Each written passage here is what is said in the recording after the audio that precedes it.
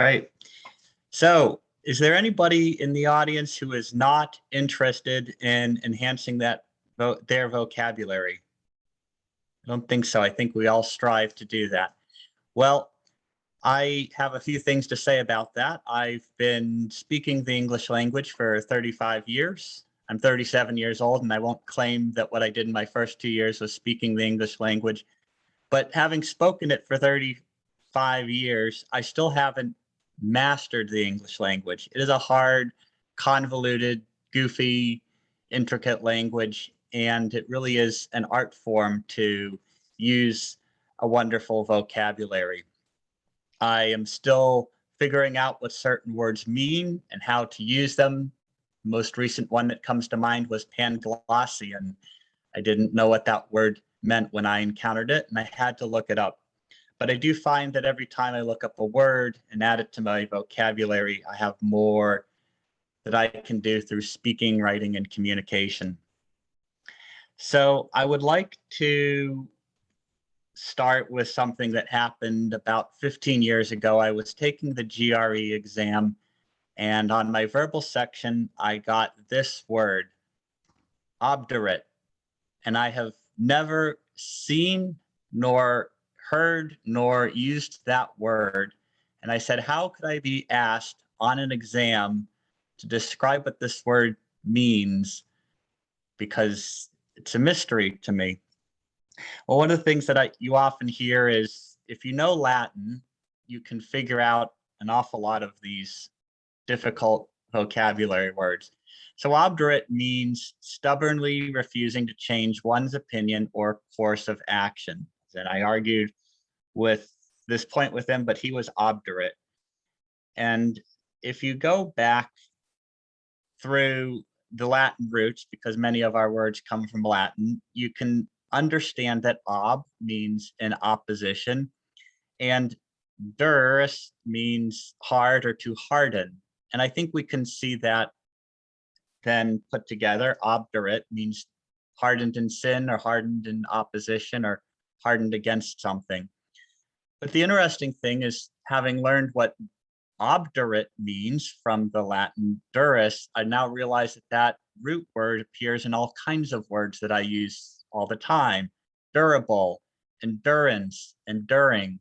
I certainly know what those words mean. And now that I understand that that dur part means hard or lasting, then I have a greater understanding of how all these words relate together. And I think that that's a really important point, is that the English language has a couple roots. It has its Romance language roots, which were Latin, Greek, and then their more modern cousins of Italian, French, Spanish, and then it has Germanic roots as well through the Anglo-Saxons, and those tend to be the modern cousins in German or Danish or Dutch. So if I ask you, who is this guy supposed to be in the English language? Well, in French, he's le roi, or in Spanish, he's the rey. In German, he's the König, and in Dutch, he's the Koning. So when we get to English, of course, we say that person is the king. However, you can't ignore the other inheritance of our language, because anything having to do with the king would be royal. And if you have the king's helper, the vice king, he's the viceroy.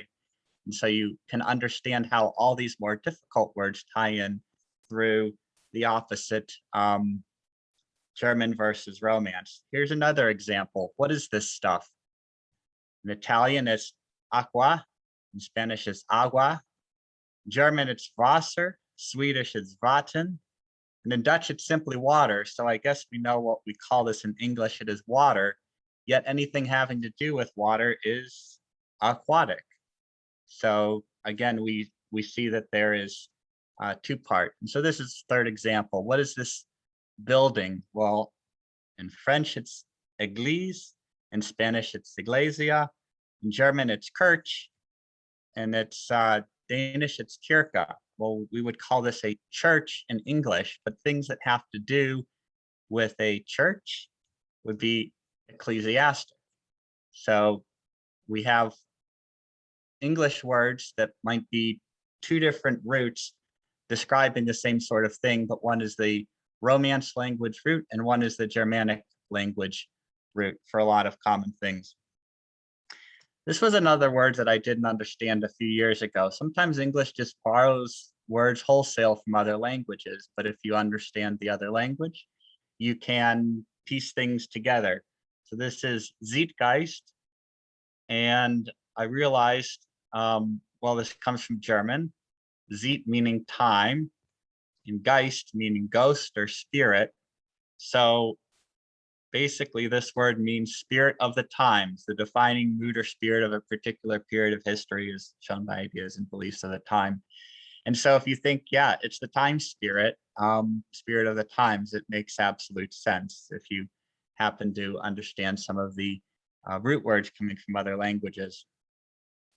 And so I think as in language is investigated, especially the English language, there's a lot of borrowing from Greek and Latin, especially in the fields of science, law, and medicine. And I made this short table of common root words that come from Greek and Latin.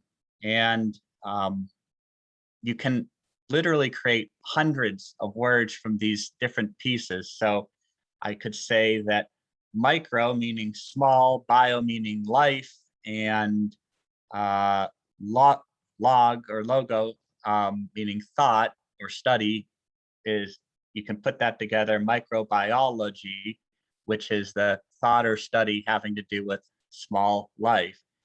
And hundreds of words do just drop out of this. Sin together and chron or chronos, meaning time, would be, you could put that together into synchronous, meaning things occurring at the same time. Tele and this would mean, let's see, tele is far and vis is see, something you're seeing far away. It would be a television. If you were to trans, meaning across, and port, meaning carry, you're transporting something, you're carrying something across a distance. And so I think it's phenomenal that the root words show up all over the place in the English language. And you don't need to learn the entire Greek or Latin language to be helpful in investigating complicated words. About 50 or 100 words committed to memory really will go a very long way. This was another word I didn't understand. Sometimes it's not about investigating another language, but knowing something about history that helps decipher. I couldn't understand Q and X, the same word. This is very complicated. What does this word mean? It's quixotic, or meaning exceedingly idealistic. So that comes from the book Don Quixote, which was about an exceedingly idealistic knight who fought windmills, very famous book. I also came across this word in relation to politics. I said, what does Machiavel, that's a lot. What does this word mean? Well, it was named after a guy, Machiavelli, who wrote a book about politics a long time ago, and especially being unscrupulous in politics. So Machiavellian is something that has to do with unscrupulous politics, because this guy wrote a book about it.